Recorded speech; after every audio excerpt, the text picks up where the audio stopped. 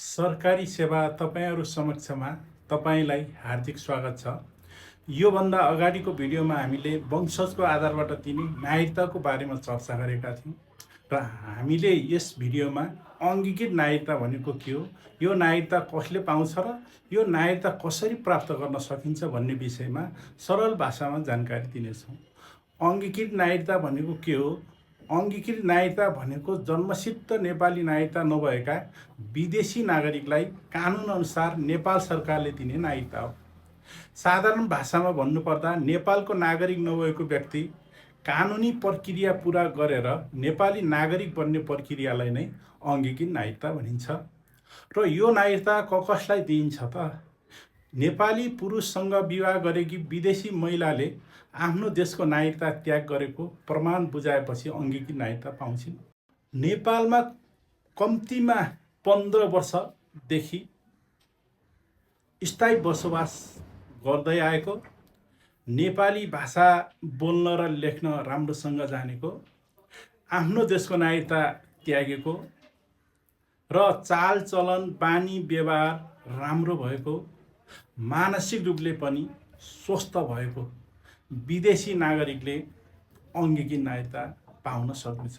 यदि बाबु विदेशी र आमा नेपाली नागरिक छिन् र स्थायी रूपमा नेपालमा बस्दै आउनुभएको छ भने निजको बाबु नानीले बाबुको नागरिकताको आधारबाट कुनै विदेशी नागरिकता नलिएको भनी निज र निजको आमाले तोकियो बमोजिमको सो घोषणा गरेमा अङ्गीकृत नागरिकता पाउन सक्नेछन्।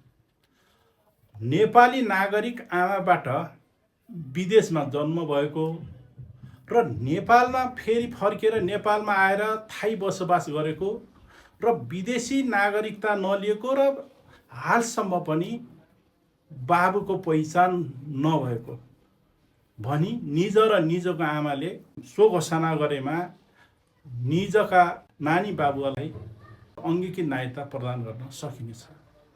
यो अङ्गीकृत नागरिकता कसरी पाउन सकिन्छ त?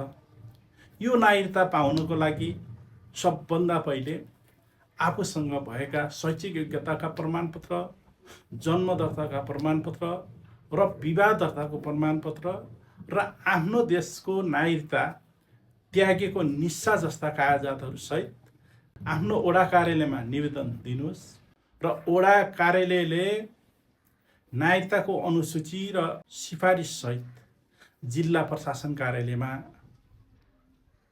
पठाउँछ र जिल्ला प्रशासन कार्यालयले यिनी सम्पूर्ण माथिको कागजात सहित सम्पूर्ण प्रक्रिया पुरा भएपछि तपाईलाई अङ्गीकृत नेपाली नागरिकताको प्रमाणपत्र प्राप्त गर्न सक्नुहुनेछ। एउटा यो अङ्गीकृत नागरिकता प्राप्त व्यक्तिहरूलाई एउटा विशेष सीमा छ। त्यो सीमा भनेको अङ्गीकृत नागरिकता लिएको व्यक्तिले प्रधानमन्त्री, राष्ट्रपति, प्रधान न्यायाधीश, सुरक्षा निकायका प्रमुख जस्ता उच्च संवैधानिक पदका नियुक्ति पाउने छैन। तसर्थ नागरिकता बिना सेवा, अधिकार र पहिचान अधुरो हुन्छ।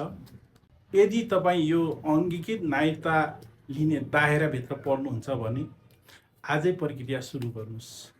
यस्तै जानकारीमूलक भिडियोको लागि सरकारी सेवा तपाईहरू समक्ष भन्ने युट्युब च्यानललाई लाइक, कमेन्ट र सब्सक्राइब गर्न नभुल्नुहोला। हस्त नमस्कार।